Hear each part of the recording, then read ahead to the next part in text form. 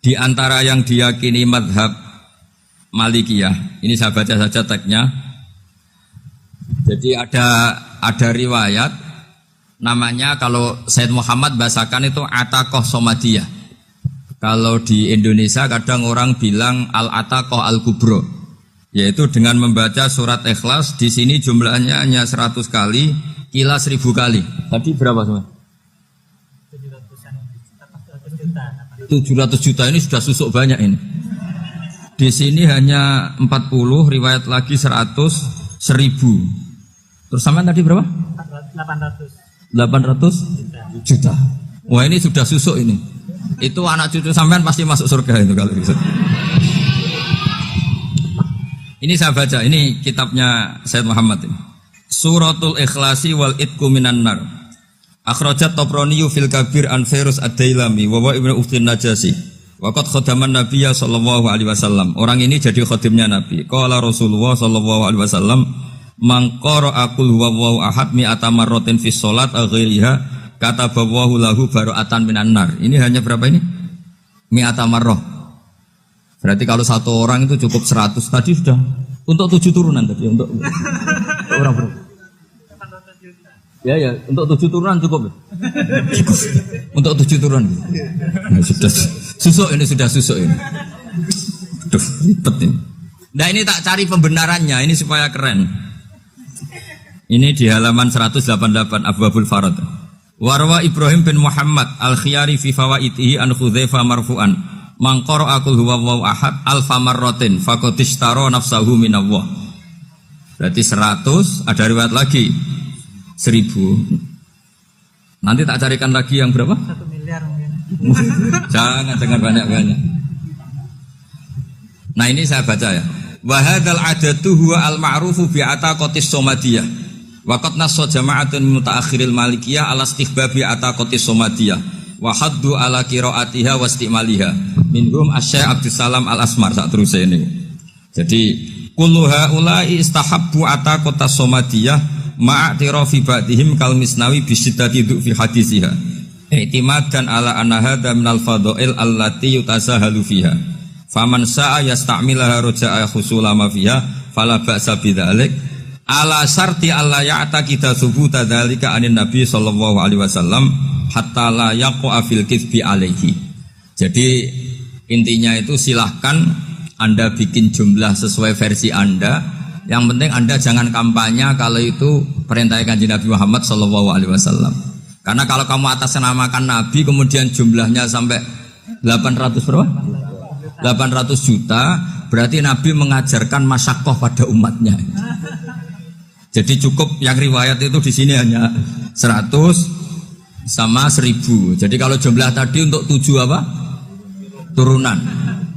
Jadi kamu harus ditutup dengan doa, ya Allah, semua itu bukan untuk saya tapi untuk 7 turunan. Tolong catat ya Allah. Karena itu.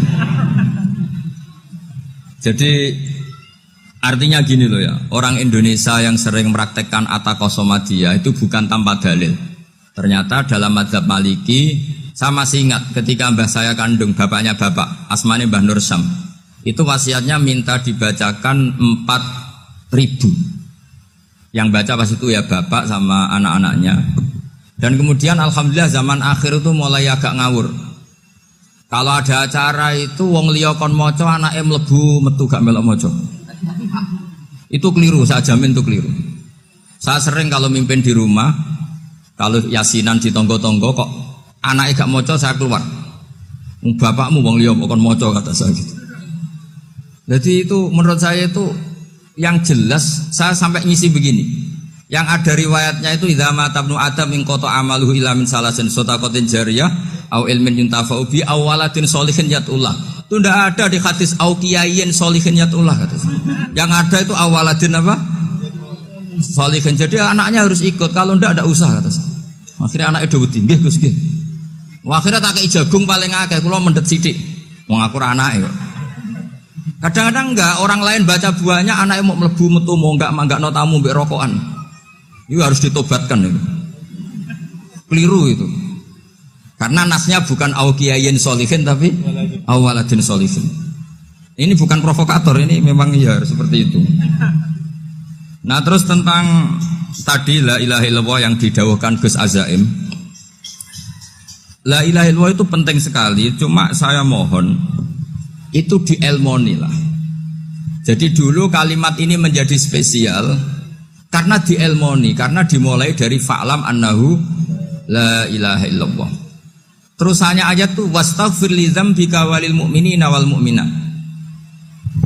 Saya ulang lagi ya. Terusannya ayat tuh wastaghfir li dzambika walil mu'minina wal mu'minat. Makanya menurut mazhab Sadili, kamu disuruh baca la ilaha illallah dulu, jangan istighfar dulu. Saya ulang lagi ya. Dalam mazhab Sadiliyah itu la ilaha illallah dulu, enggak boleh istighfar dulu. Alasannya masuk akal. Orang yang kafir 70 tahun itu sekali baca la ilaha illallah itu langsung yughfar lahum ma qad salaf. Sehingga la ilaha illallah sendiri sudah punya kekuatan supaya dosa kita diampuni. Qul lil ladzina kafaru iyantahu yughfar lahum ma qad salaf. Cara menghentikan kekafiran gimana? Dia melafadzkan la ilaha illallah. Ini kalimat yang begitu saktinya sampai orang yang kafir puluhan tahun itu dosanya semuanya terhapus hanya karena melafadzkan la ilaha illallah. Nah, makanya kata Abdul Hasan Asadili, wastaghfir li dzambika ay bihadil kalimah. Seseorang sah diistighfar itu kalau melafadzkan la ilaha illallah. Misalnya ada orang kafir mati kafir, sah enggak anak cucunya mengistighfari dia? Enggak sah karena belum melafadzkan la ilaha illallah. Makanya kata Abdul Hasan Asadili, wastaghfir li dzambika ay bihadil kalimah. Sehingga lafadz ini spesial betul. Tapi kadang-kadang beberapa mursyid cara berpikir lain. Ini kalimah thayyibah harus dibaca orang suci, sehingga mendahulukan apa? Istighfar. Untuk supaya pas ngelafatkan kalimah thayyibah sudah dalam keadaan apa? Suci. Itu juga masuk akal. Tapi secara meyakinkan saya sendiri lebih mengikuti manhajnya Abil Hasan Asyadzili karena alasannya tadi, yang kafir puluhan tahun saja langsung luntur dosanya karena melafatkan la ilaha illallah. Artinya la ilaha illallah sendiri sudah bagian dari istighfar. Nah, ya tadi buktinya. Fa'lam annahu la ilaha illallah terus wastaghfir li dzambika walil mu'minina. Jadi orang sah diistighfari itu setelah dipastikan sah tauhidnya. Jadi setelah tauhidnya sah yaitu la ilaha illallah baru sah apa? Diistighfari. Sehingga orang kafir, saya ulang lagi, orang kafir yang mati kafir anak cucunya tidak boleh apa? Tidak boleh menistighfar. Terus saran saya kedua, la ilaha illallah itu filosofinya itu nafyun li uluhiyati ghairillah wa isbatun li uluhiyatillah wahdah. Filosofi la ilaha illallah itu gimana? Menafikan semua selain Allah itu tidak Tuhan dan hanya menuhankan Allah semata. Nah itu caranya gimana? Caranya kita harus terbiasa ini, karena tadi saya dibilangin panitia ini rata-rata mustameknya atau mustamiatnya ini santri. Caranya gimana? Dilatih pakai logika. Saya berkali-kali cerita kalau ngaji, saya sekaligus kampanye. Allah itu Tuhan yang begitu fair. Untuk menjadi Tuhan Allah mempersilahkan, ada kualifikasi Tuhan. Jadi boleh dikompetisikan, itu boleh kata Allah. Gak apa-apa kamu ngaku Tuhan gitu, kata Allah. Tapi nak ngaku pangeran itu paling gak ya direputasi lah, ada verifikasinya lah. Dimulai dari apa? Ya kalau jadi Tuhan itu setidaknya bikin langit bumi lah, aturannya gitu. Jadi kalau daftar bupati ya daftarlah ke KPU. Masa tahu-tahu jadi apa? Tuhan kemudian tidak punya prestasi bikin langit bumi. Sehingga Allah itu cara ngendikan itu ya fair. Qul ara'aitum ma tad'una min dunillah aruni madza khalaqu minal ardi am lahum syirkun fis samawati. Coba yang kamu tuhankan selain saya, prestasinya apa kan? Ketika saya bikin bumi itu apa ikut bikin? Terus am lahum syirkun fis samawati. Kalau bikin langit, kalau nggak bisa ya urun lah gitu. Urun semen apa urun bego, pokoknya urun lah gitu. Urun ora, gawe bumi ora, ngerti-ngerti ngaku dadi pangeran. Kul hatu burhanakum. Jadi ya kan ya lucu kan, misalnya syarat kiai di Salafiyah kan keluarga Kiai As'ad, cucunya ngaji ngalim. Orang keluarga Kiai As'ad terus aku kiai utama di Salafiyah. Oh mesti dipenjara ya. Lah yo gak gawe langit bumi, gak ada prestasi terus ngaku sebagai apa? Tuhan. Sehingga fair. Makanya saya berkali-kali cerita. Jubair bin Mut'im itu punya anak namanya Muhammad. Ini sudah orang alim, Muhammad bin Jubair bin Mut'im. Itu cerita awala islami abi. Mut'im itu orang pinter sekali. Saking pinternya dia jadi delegasinya orang Quraisy datang ke Rasulullah sebagai negosiator untuk membebaskan Asra Badrin, tawanan perang apa? Badar. Yang namanya disuruh itu pasti orang pinter. Tapi apa yang terjadi? Nginep di masjid karena zaman itu gak ada hotel, nanti jadi geger. Orang musyrik nginep di masjid hukumnya gimana? Bahsul masail tok. Zaman itu mau tidak mau. Kalau sekarang kan ada hotel, kiai juga punya wisma. Apa yang terjadi? Orang ini cerdas sekali. Dan delalah Nabi pas sholat maghrib itu baca wattur wa kitabi mastur sampai am khalaqus samawati wal ard. Ya kalau kamu jadi Tuhan ya setidaknya menciptakan langit bumi lah. Namanya jadi Tuhan ya ada persyaratan ya. Paling enggak punya reputasi menciptakan langit bumi. Atau kalau jadi Tuhan setidaknya reputasinya itu enggak diciptakan yang lain. Am khuliqu min ghairi syai'in. Ini jadi Tuhan kok punya bapak, punya ibu. Ini jadi Tuhan kok lahirnya di bumi. Ada tanggal lahirnya, ada tahun. Masa jadi Tuhan kok dulu buminya. Pokoknya walhasil tuh.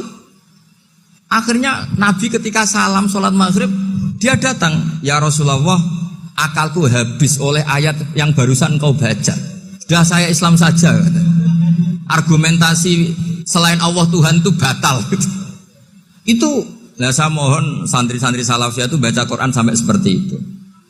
Jadi jangan hanya khataman banyak-banyakan maksudnya. Ini bukan nyindir ini, ngamuk ini. Jadi ya khatamannya tadilah 1000 atau berapa lah, jangan banyak-banyak. Juga kasihan malaikat yang nyatet kan. Wong baru subhanallah alhamdulillah aja di teks hadisnya abad al malaikah gak ditetek. Itu baru subhanallah alhamdulillah itu sudah mencapaikan malaikat. Makanya saya wiridan tuh arang-arang kasihan malaikat karena nanti jadi itu ya ada madhabnya itu. Jadi kalau Gus Azaim sholat lama tak saingi sholat cepet itu sama-sama ada madhabnya. Yang cepet kayak saya tadi, setan pas tata-tata mau goda pas rukuk saya sudah itidal, mau goda itidal saya sudah sujud, pusing dia. Tapi jangan tiru, ini madhab yang agak-agak khusus lah, sudah cara orang Madura agak khilaf khusus. Khilaf ya, khilaf ini agak khilaf ini sudah. Tapi saya ingin lah, sampean kalau ngaji Quran itu dilatih berlogika. Jadi Allah itu fair. Gak apa-apa kalian ngaku Tuhan tuh gak apa-apa, tapi tunjukkan prestasi kamu apa. Aruni madza khalaqu minal ardi am lahum syirkun fis sama. Am khalaqus samawati wal ard. Diulang lagi, am khuliqu min ghairi syai'in. Setidaknya kalau jadi Tuhan itu ya gak butuh yang lain lah. Masa jadi Tuhan kok wujudnya saja butuh orang lain, butuh bumi, eksistensinya butuh makan, butuh minum. Makanya Allah cara meniadakan uluhiyah selainnya itu Allah itu redaksinya itu mengena sekali. Yaitu tadi dengan cara-cara seperti itu. Sebagian ayat disebutkan ma asyattuhum khalqas samawati wal ardi wala khalqa anfusihim. Wong Tuhan kok gak punya reputasi bikin langit, bikin bumi, bahkan untuk menciptakan dirinya aja gak bisa. Ya sudahlah, kamu gak usah ngaku Tuhan, gak level kata-kata gitu. Akhirnya terus ditemukan Tuhan yang sejati, yaitu wal awwalu wal akhiru wal zahiru wal batin. Nah, itu yang Mut'im ini tadi termasuk orang yang sangat cerdas sekali. Padahal itu bacanya bukan pas basul masail, enggak. Nabi pas sholat maghrib. Juga bukan pas ceramah, enggak. Tapi itu didengarkan. Makanya termasuk ini spesial untuk hormat saya kepada Ki As'ad. Makanya saya ini kalau mentasjik santri-santri, ini agak sensitif, tapi sudah saya tidak perlu takut fitnah. Saya termasuk kenapa saya ingin jadi ahli tafsir, tentu yang membentuk itu Mbah Maimun dan bapak saya. Bapak saya itu hafal Quran kayak hafal Fatihah, saking senengnya Quran itu. Mungkin bisa kamu saingi itu. Itu adalah orang kafir itu bisa paham Quran. Itu sangat menyinggung saya. Orang kafir itu bisa paham Quran. Ketika Umar Islam itu karena mendengar apa coba? Mendengar apa? Quran. Dan itu masih kafir apa sudah Islam? Masih kafir karena kalimat-kalimat yang di Quran itu begitu jelas wal kitabil mubin sehingga didengarkan orang kafir pun tuh ngefek. Makanya ketika Umar datang ke saudari putrinya kemudian dengar Toha ma anzalna alaikal Quran apa? Litasqa itu dia terus iman. Begitu juga Mut'im. Itu ketika dengar Nabi baca surat At-Tur ya langsung iman. Makanya kata Ibnu Jarir At-Tabari, kamu jangan pernah bilang gini, syaratnya paham Quran itu harus alim, harus gini. Lah nanti berarti orang kafir punya alasan di depan Allah, ya Allah, engkau ngandani kami dengan Quran yang nggak bisa difahami kecuali alim dulu. Lah saya alim gimana? Nggak pernah mondok. Mondok gimana? Saya kafir. Jadi artinya gini, kata Ibnu Jarir At-Tabari, Allah tidak mungkin mengatakan gini, ifhamil Quran bima la fahmalaka. Quran itu harus kamu fahami. Sementara orang kafir karena lafadznya Quran khusus nggak bisa memahami. Makanya Quran itu dibaca. Itu banyak orang kafir yang menjadi muslim karena mendengar apa? Al-Quran. Padahal kafir. Nah termasuk tadi Muhammad bin Jubair bin Mut'im ini itu menjadi Islam ya karena mendengar Quran. Padahal dia saat itu masih apa? Kafir. Karena tadi logika misalnya agak paham secara lafadz Arab. Sekarang misalnya nyuwun sewu ada orang ateis. Saya pernah didatangi seorang ateis yang nggak percaya Tuhan. Saya mau Islam Pak Ba, asal Anda bisa menjelaskan Tuhan itu siapa.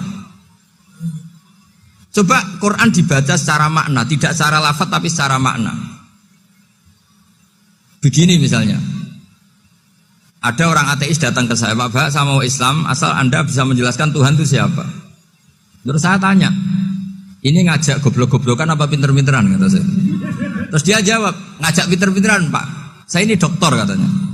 Maksudnya di akademiknya dia dokter, mungkin jurusan matematika atau apa, tapi di ketua